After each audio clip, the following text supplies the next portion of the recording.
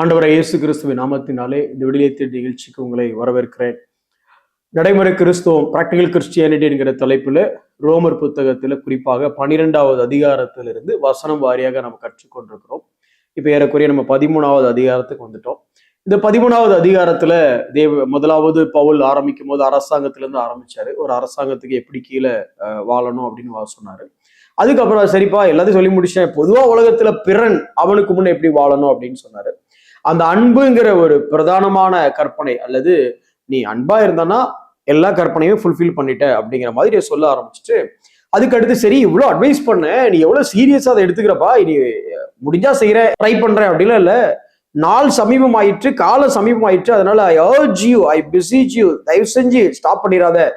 But அதே நேரம் சோர்ந்து போயிடாத, பாடுகள்லாம் இருக்கதான் செய்யும். ஆனா அந்த ரட்சிப்பு நிறைவேறும் பொழுது நமக்கு நிறைய ஒரு மகிமையான ஒரு ஜீவியம் இருக்கு அப்படின்னு சொல்லி எக்ஸாட்டும் பண்றாரு.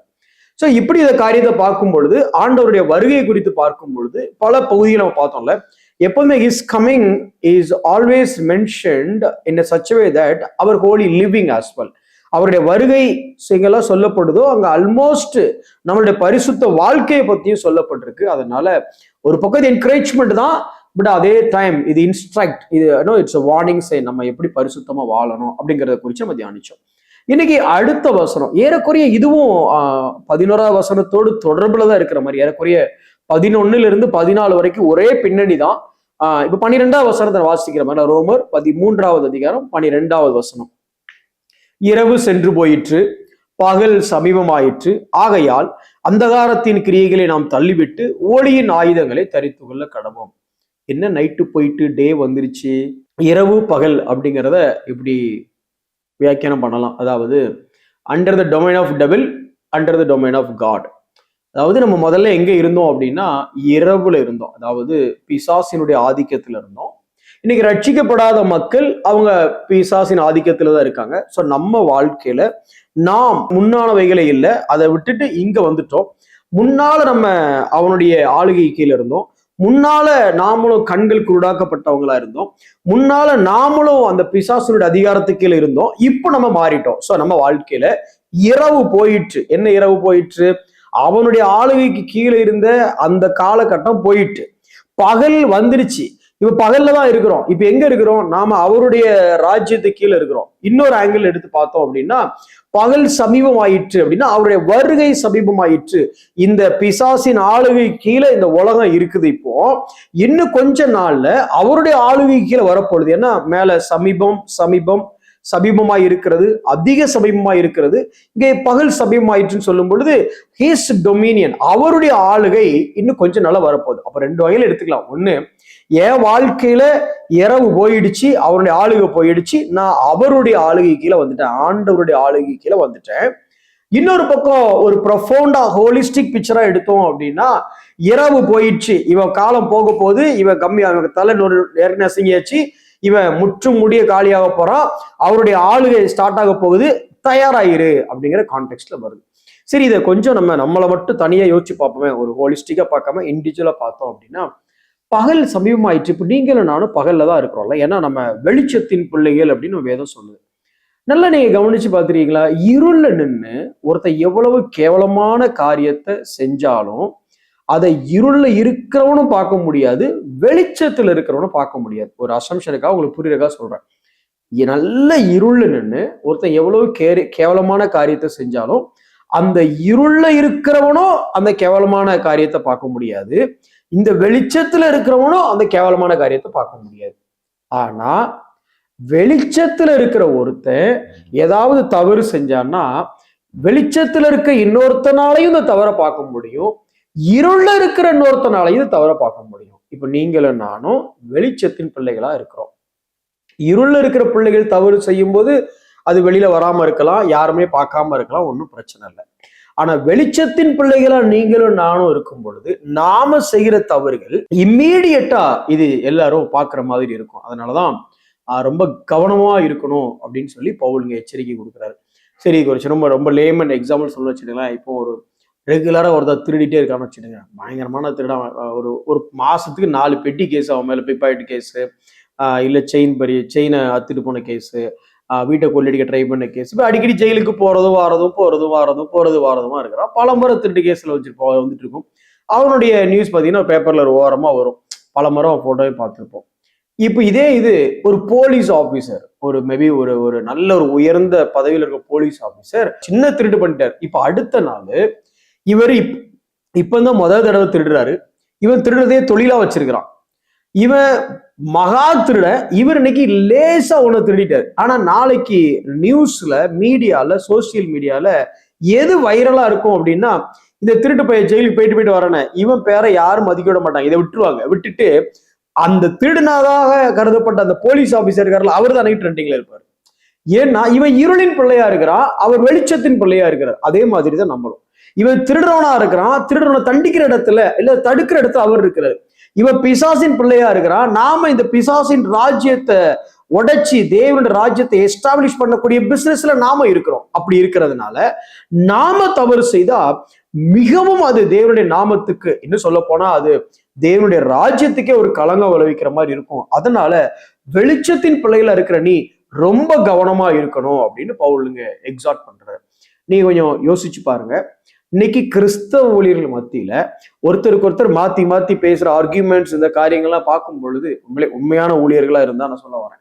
அப்படி இருக்கும் பொழுது நாம வெளிச்சத்தின் பிள்ளைகளா இருந்துட்டு நாம இப்படி இருளின் காரியத்தை செய்யும் பொழுது வெளிச்சத்துல இருக்கவங்களும் பாக்குறாங்க, இருள்ல இருக்கிறவங்களும் பாக்குறாங்க. இந்த மனப்பான்மையோட தான் அந்த வசனத்தை நம்ம படிக்கணும். இன்னும் ஒரு சில வசனத்தை வாசிக்கணும் பாருங்களேன். இந்த நைட், இரவு சென்று போயிடுச்சுன்னு இருக்குல்ல, இந்த இரவு குறித்து பவுல் மற்ற இடத்துலயும் பேசுறாரு. அதே பகுதியை வாசிக்கிறேன். 1 தெசலோனிக்கேயர் 5வது அதிகாரம் 4, 5 வசனம், 8வது வசனம். இங்கே அதே மாதிரி காரியம் வருது பாருங்களேன்.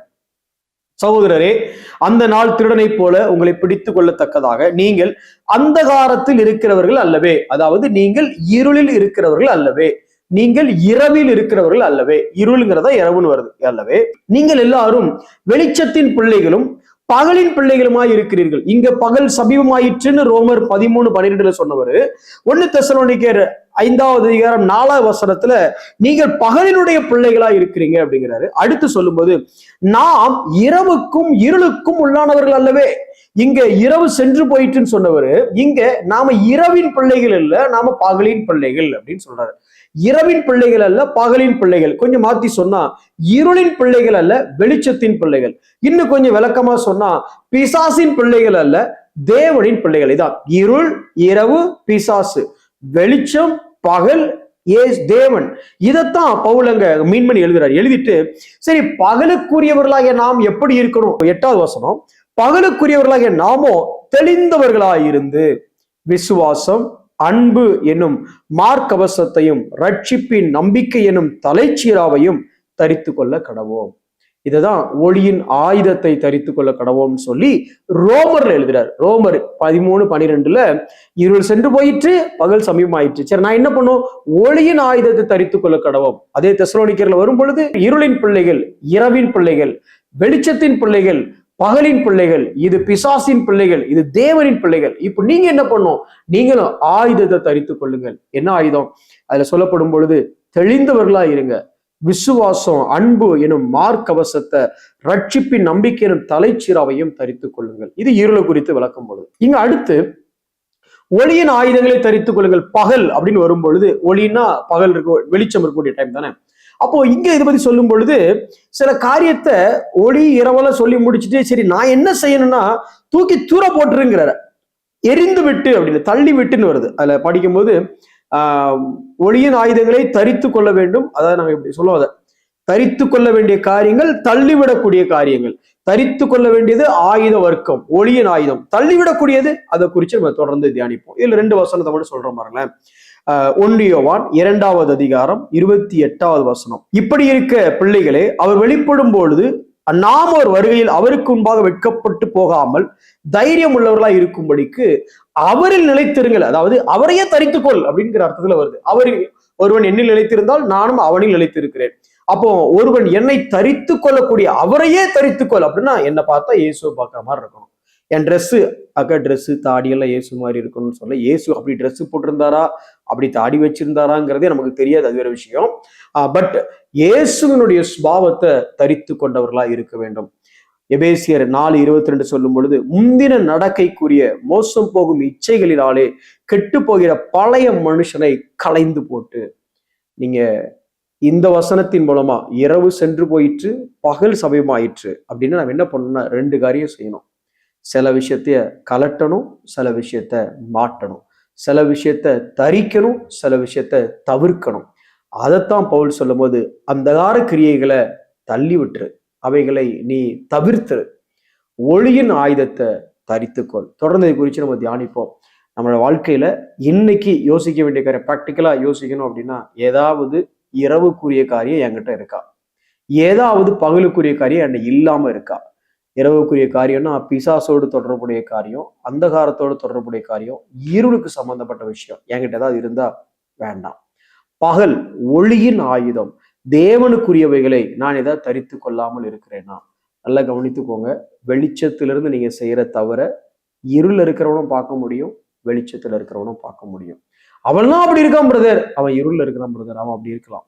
ஆனா வெளிச்சத்துல இருக்க நீங்களும் நானும் பிரித்தெடுக்கப்பட்ட வாழ்க்கை வாழ அழைக்கப்பட்டிருக்கிறோம். கண்களை மூடி நாம் ஜெபிப்போம். ஆண்டவரே, சுவிசேஷத்தை யூதர்களும் கேட்டாங்க, புறஜாதிகளும் கேட்டாங்க ஆண்டவரே.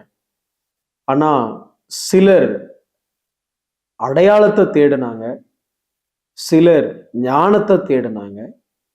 ஆனா யாரை நீங்க அழைத்தீரோ அவர்கள் யூதனா இருந்தாலும் கிரேக்கனா இருந்தாலும் இந்த சத்தியத்தை ஏற்றுக்கொண்டாங்க. புறஜாதிக்கு இந்த சுவிசேஷத்தை பிரசங்கிக்கும் பொழுது எல்லாரும் கேட்டாங்க, தெரிந்து கொள்ளப்பட்டவர்கள் இதை ஏற்றுக்கொண்டாங்க.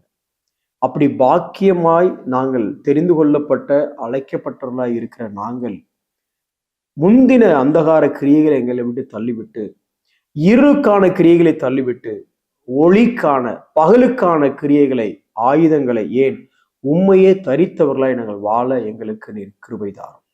இயேசுவின் நாமத்தில் ஜெபிக்கிறோம் நல்ல பிதாவே, ஆமென்.